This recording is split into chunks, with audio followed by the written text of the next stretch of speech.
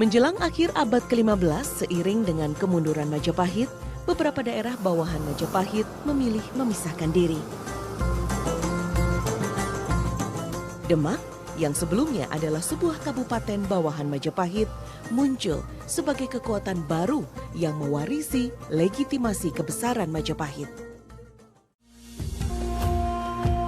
Demak didirikan oleh seorang keturunan Majapahit yang memeluk Islam bernama Raden Fatah di tahun 1478 Masehi. Demak berasal dari bahasa Arab Dima yang artinya rawa. Hal ini bisa jadi berkaitan dengan lokasi kerajaan Demak yang konon berada di kawasan tanah bekas rawa. Jadi karena yang namanya kerajaan itu kan memang sistemnya itu sangat dipengaruhi oleh sistem keturunan ya, itu sangat menonjol sekali. Sehingga karena Brawijaya V itu juga punya iktikat yang baik, memberikan kelonggaran kepada putranya yaitu Raden Patah, maka diberi wilayah khusus di wilayah Demak itu diberikan kepada Raden Patah untuk kemudian didirikan menjadi Kesultanan Islam, Kesultanan Demak itu. Sehingga proses berdirinya Kesultanan Demak itu sebenarnya adalah satu proses yang sangat damai juga. Demak akhirnya menjadi kerajaan Islam pertama dan terbesar di Pulau Jawa.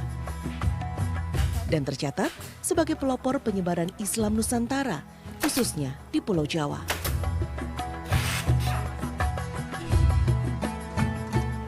Karya seni kaligrafi merupakan salah satu souvenir yang wajib kita bawa ketika berkunjung ke Demak. Melihat Demak dahulu merupakan salah satu kerajaan Islam pertama di Tanah Jawa, sehingga Demak hingga saat ini dikenal sebagai kota para wali. Pada awal abad ke-16, Demak menjadi kerajaan terkuat di Pulau Jawa. Tak ada satupun kerajaan lain di Jawa yang mampu menandingi kekuasaan Demak. Lokasi keratonnya di masa itu konon berada di tepian laut, Kampung Bintara atau Bintoro. Sayangnya, jejak kebesaran kerajaan Demak hingga kini sulit ditemukan.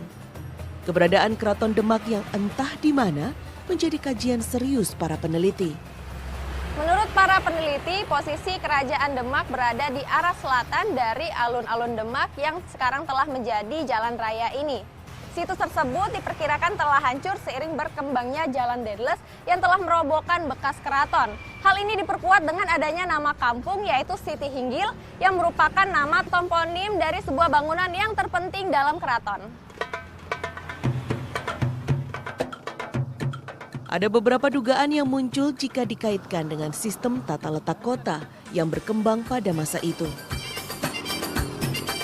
Posisi alun-alun menjadi sentral. Kemudian ada masjid, pengadilan, pasar, lalu pusat pemerintahannya. Ada logika lain yang sederhana bahwa pemindahan dari kerajaan Demak ke Pajang yang dipindah memang karena bangunannya berupa struktur kayu, bangunan kayu, sehingga tidak meninggalkan jejak pondasi. Ada yang berargumen semacam itu. Jadi ini semua kan hipotesa yang bergulir.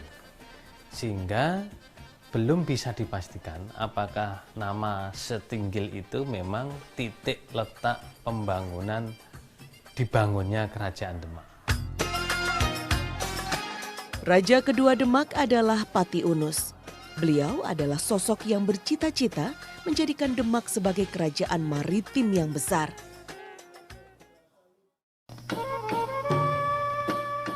Pada masa kepemimpinannya, ia beberapa kali mengirimkan armada Demak untuk menyerang Portugis di Malaka.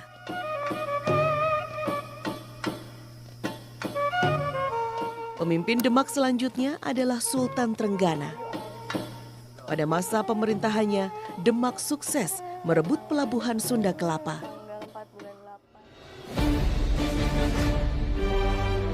Sayang, tak lama setelah wafatnya Sultan Trenggana, kejayaan Demak kian memudar akibat konflik keluarga karena perebutan tahta.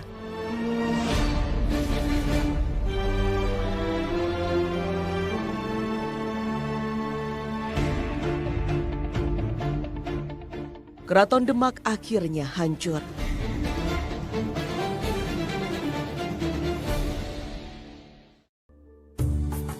Sisa-sisa reruntuhannya kemudian dihancurkan kembali oleh pemerintah Belanda pada masa Gubernur Jenderal Daendels untuk kemudian dimanfaatkan sebagai landasan pembuatan jalan raya Anyer Panarukan. Demak di masa Raden Fatah adalah pusat penyebaran Islam di Pulau Jawa. Buktinya masih bisa dilihat pada bangunan bersejarah yang hingga kini tetap lestari, yaitu Masjid Agung Demak. Masjid Agung Demak adalah salah satu masjid tertua di Indonesia. Didirikan Raden Fatah bersama Dewan Wali yang bentuknya menyerupai hewan bulus jika dilihat dari ketinggian.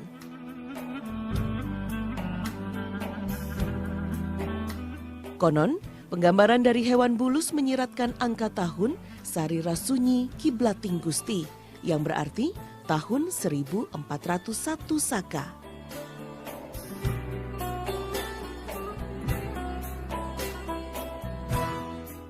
Dari dalam Masjid Demaklah para wali mendakwahkan Islam dan mengatur strategi penyebarannya ke seluruh pelosok Jawa. Ini saya pikir memang pembangunan Masjid Agung Demak ini butuh waktu yang tidak sedikit, tidak cepat. Sehingga sangat mungkin Wali Songo itu datang, silih berganti, atau ada kebenaran yang lain yang perlu kita gali. Pada halaman Masjid Demak terdapat sebuah situs kolam wudhu. Sayangnya, kolam utama yang awalnya digunakan untuk berwudhu ini sudah tidak difungsikan lagi. Sebuah menara yang menjadi kekhasan Masjid Demak dibangun pada awal abad ke-20. Pembangunannya dilatar belakangi kebutuhan untuk tempat mengumandangkan azan agar bisa terdengar kemana-mana. Masjid Agung Demak memiliki bangunan induk dan serambi. Bangunan induk memiliki 4 tiang utama yang disebut Sakaguru. Sakaguru terbuat dari kayu jati setinggi 17 meter. Konon kabarnya, tiang utama dan atap sirap masjid adalah hasil karya para wali, yaitu Sunan Ampel, Sunan Gunung Jati, Sunan Bonang, dan Sunan Kalijaga. Jika diperhatikan ada perbedaan pada tiang yang dibuat oleh Sunan Kalijaga ini. Tiang ini dikenal dengan nama Soko Tatal. Disebut Soko Tatal dikarenakan tinggi pada tiang utama belum mencapai ukuran yang sesuai sehingga ditambahkan beberapa patahan-patahan kayu. Kendati disambung dan hanya diikat, namun tiang ini masih berdiri kokoh hingga saat ini. Dan ini membuktikan bahwa adanya kearifan yang dimiliki oleh Sunan Kalijaga pada saat itu. Bangunan serambi dibuat terbuka. Atapnya berbentuk limas, ditopang 8 tiang yang disebut Saka Majapahit.